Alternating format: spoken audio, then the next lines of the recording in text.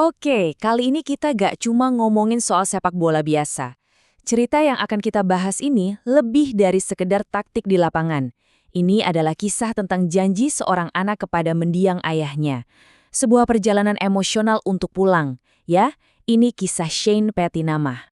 Nah, untuk benar-benar ngerti perjalanan seorang Shane Pettinama, kita harus mulai dari sini. Kutipan ini adalah kuncinya.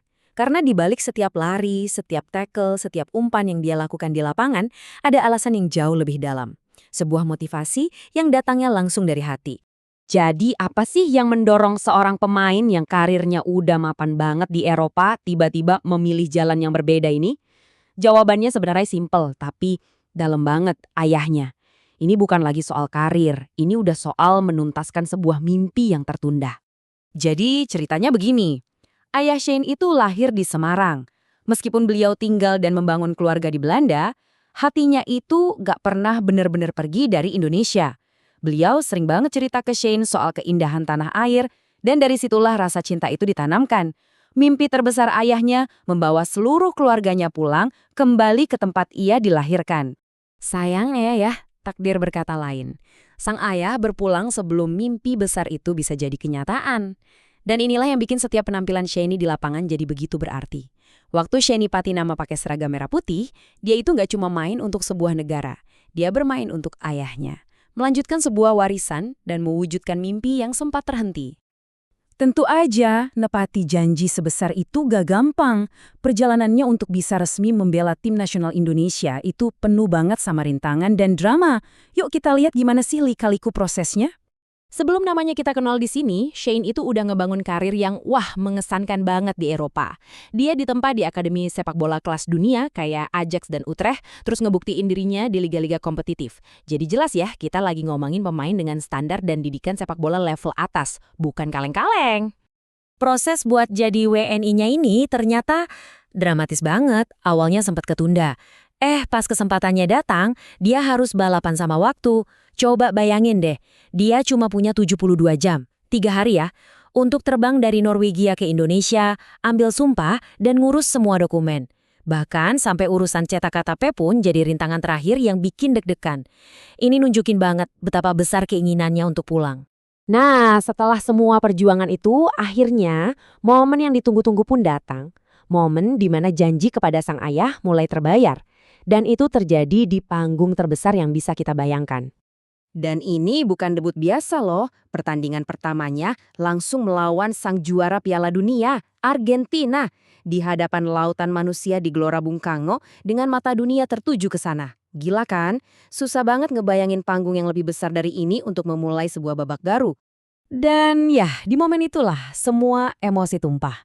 Dengan puluhan ribu supporter teriak namanya, berhadapan sama pemain-pemain terbaik dunia, dia sadar betapa panjang dan berlikunya jalan yang udah dia tempuh.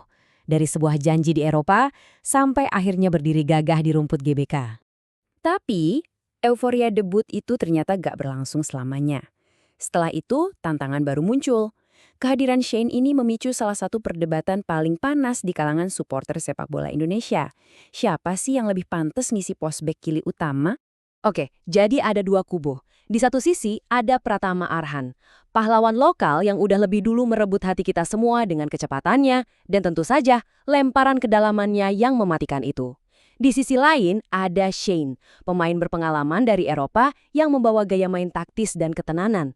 Dua gaya yang beda banget.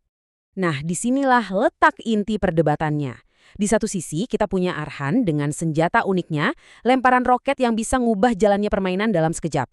Gayanya agresif, eksplosif. Di sisi lain, Shane nawarin sesuatu yang beda. Ketenangan, visi bermain, dan umpan akurat hasil tempaan di Eropa. Ini tuh pertarungan klasik antara bakat mentah yang meledak-ledak melawan kecerdasan taktis yang matang. Jadi, mana yang lebih dibutuhin tim? Nah, itu dia pertanyaannya. Seolah-olah perdebatan di timnas itu belum cukup, Shane kemudian bikin langkah yang mengejutkan lagi, langkah yang memicu kontroversi baru.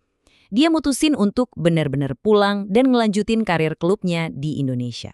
Wah, keputusannya ini langsung diserbu kritik. Banyak banget penggemar yang nyayangin. Loh, lagi di usia produktif kok malah ninggalin Eropa buat main di Liga 1? Gitu kata mereka. Banyak yang khawatir ini sinyal pensiun dini dan bakatnya bakal sia-sia. Kritiknya pedes banget. Tapi, jawaban Shane benar-benar menohok dan penuh rasa nasionalisme. Buat dia, ngeremehin liga domestik itu sama aja kayak ngeremehin kemajuan bangsa sendiri.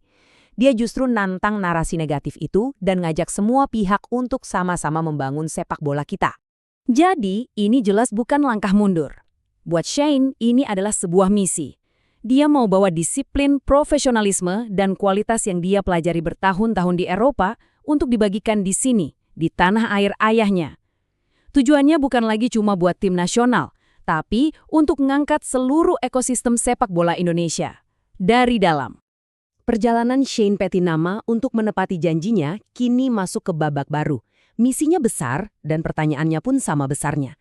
Emang bisa kepulangan satu orang pemain yang didorong oleh cinta pada keluarga dan tanah air benar-benar ngangkat level 1 liga penuh? Cuma waktu yang bisa jawab.